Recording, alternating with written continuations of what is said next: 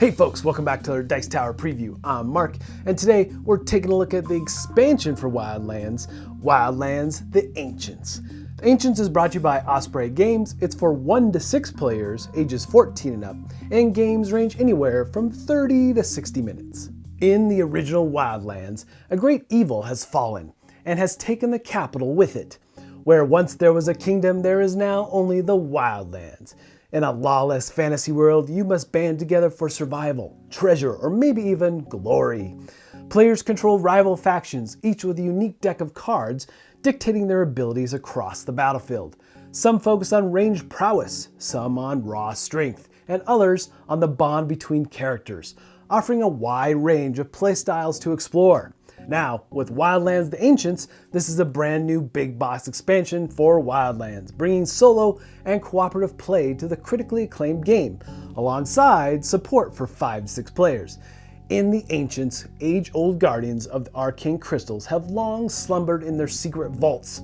Rumored to be invincible sentinels, they have defended their crystals unchallenged for eons. With the fall of the Empire, the most desperate bands of Wildlands have joined forces to take them down and claim the crystals they protect. So in this video, we are going to take a look at the single player and 2-player co-op expansion, known as the Awoken. In this new expansion, you win by collecting 5 ancient crystals or by knocking out the ancients you face. And if one of your faction shards reaches the end of the event track on a scenario sheet, you, the players, lose. So for setup, we're going to be taking a look at the highlights, what's new in this version of the game. So right out of the gate, you have a new map, but you can use any map you so choose from the expansions or from the base game. But let's take a look at this new map. You have the Abyssal Lake, which is what we're showing here. And this is a frozen wasteland, so you've got slippery surfaces, you've got thin ice, things to take note of there.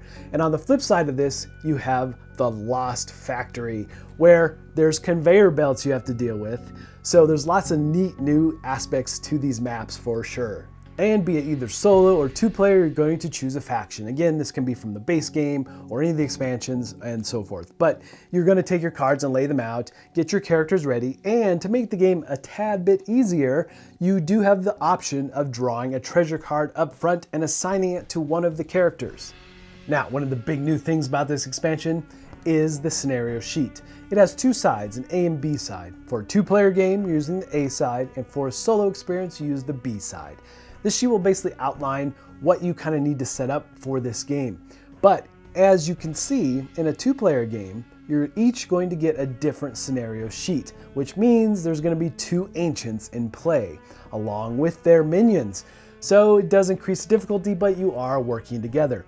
So you will gather the ancient that it calls for, along with its minions. The minions are just tokens you're going to be placing out on the board.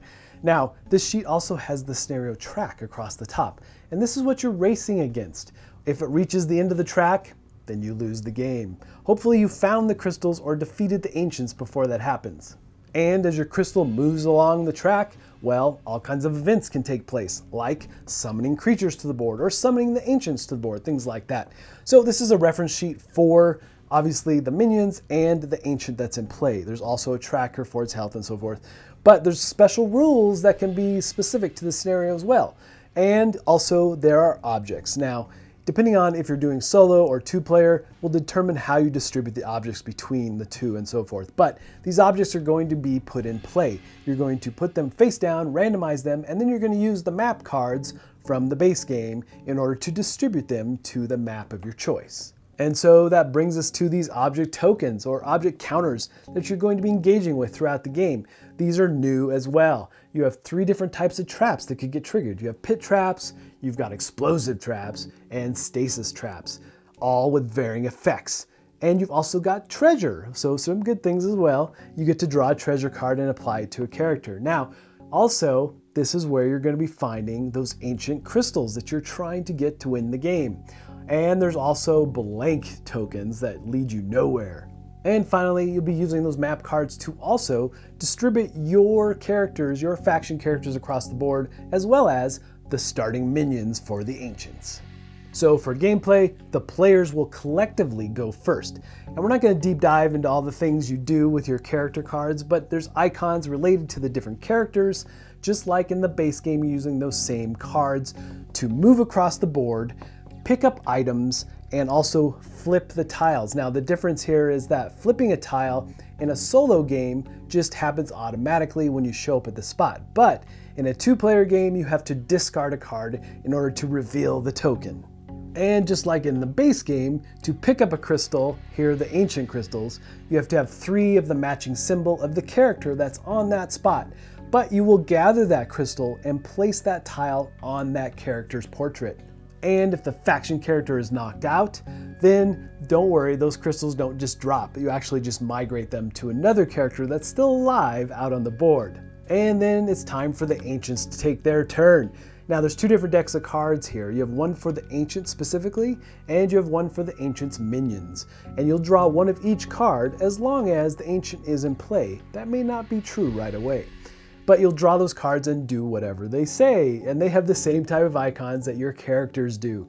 They're going to be moving or flying, repositioning. They'll be attacking with melee and heavy melee. They'll be doing range attacks and heavy range attacks, as well as area effects and even healing. So all kinds of different things are marked on these cards, and you will follow them from top to bottom when it's the minions, and then follow the instructions on the cards for the ancients. And sometimes the ancients will refer to keywords that are in the scenario. So you want to keep an eye on that as well. But obviously, as you'd expect, the minions and the ancients are going to be moving towards the closest faction hero. And don't forget to be mindful about the different specific scenario rules around what you're playing. Now, at the bottom of the minion card is a couple different triggers that could happen. You're going to either be summoning something new, which you'll draw a map card and summon a new creature out to the map, or you might be advancing the tracker, which means you'll move the crystal along your scenario track, getting ever closer to the end and losing. But again, those events along that track are going to trigger as you hit them. So you want to keep those in mind as well. Lots of things going on, and it does end up being a race to see who can finish first. So the other neat thing about this expansion, there's 2 other ways to play. You have Wrath of the Ancients, which basically allows a player to take on the role of the Ancients and use them as a faction. Or you can play War of the Crystal, which is up to a 5 and 6 player game, but it's a team battle. So you'd have 2 teams battling it out, trying to collect crystals. So there's lots of neat things in this expansion, adding a ton of new content to the game. All right, folks, just a reminder once again, this has been a Dice Tower paid preview, and everything you've seen here is done and ready to go. This expansion will be available very soon, so keep an eye out for that. Now, I have to say that adding this 2-player cooperative and solo experience to the game, just simply fantastic. I like cooperative games a lot, and this adds a lot more depth and possibilities to how this game plays. But ultimately, folks, if this looks like something that would be of interest to you, I'm sure they'd appreciate your support. So I think that's it from me, and until next time, we'll see you at the table.